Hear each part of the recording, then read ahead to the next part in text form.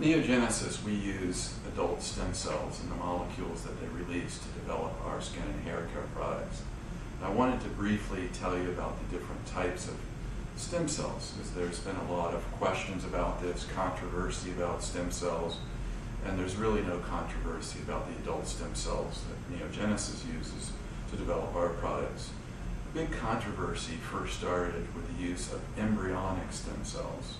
So embryonic stem cells are those stem cells that exist in the embryo at about 4 or 5 days after fertilization. Stem cells start developing in that egg, and at about day 5, it's those stem cells, the embryonic stem cells, that can be taken out and used in the laboratory, or it's those stem cells at that age in the egg that are implanted for in vitro fertilization. That egg, that embryo, that fertilized egg, actually sits on the top of a pin, a PIN. It's very small. And again, this is where the controversy was for a number of years with the embryonic stem cells. There is also a cell type that is not used by NeoGenesis, and that's called an induced pluripotent stem cell. Now, an induced pluripotent stem cell is taking, for example, what's often done is you take a type of somatic cell out of the skin, and then you put an artificial genetic message into that adult cell type, that somatic cell. So it's initially not a stem cell. You put in a genetic message, and that genetic message instructs the cell to become more like a stem cell. And so it becomes what we call pluripotent. It becomes more like an embryonic stem cell. It can turn into a lot of different cell types in our body. But that's the induced pluripotent stem cell. We don't use those cells for a number of reasons, including induced pluripotent stem cells. When you reprogram the adult cell with the genetic message to become a stem cell type, you actually induce reprogramming errors at the genetic level and the epigenetic level, so that the cell is not producing the sorts of molecules that it would have if it was a normal stem cell type. So because the molecules are being formed in unnatural ways, we don't use the induced pluripotent stem cell. The stem cells that we do use are called adult stem cells.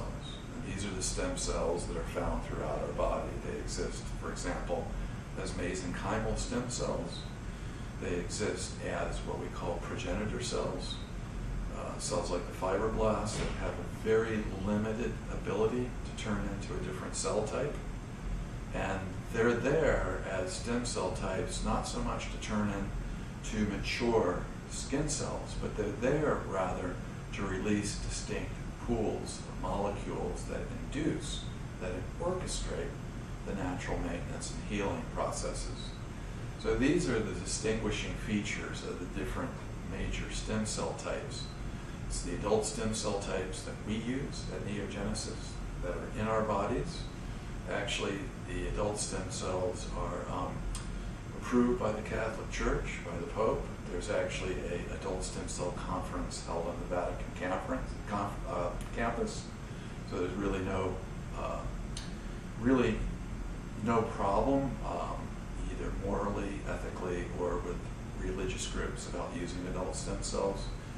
It's the IPCs, the induced pluripotent stem cells, that have programming errors that are in question, and also embryonic stem cells, which exist in the fertilized egg to develop the human being. That's where the controversy is. And the embryonic stem cells are there to develop us, not as adults. They don't exist in adults to maintain and heal us.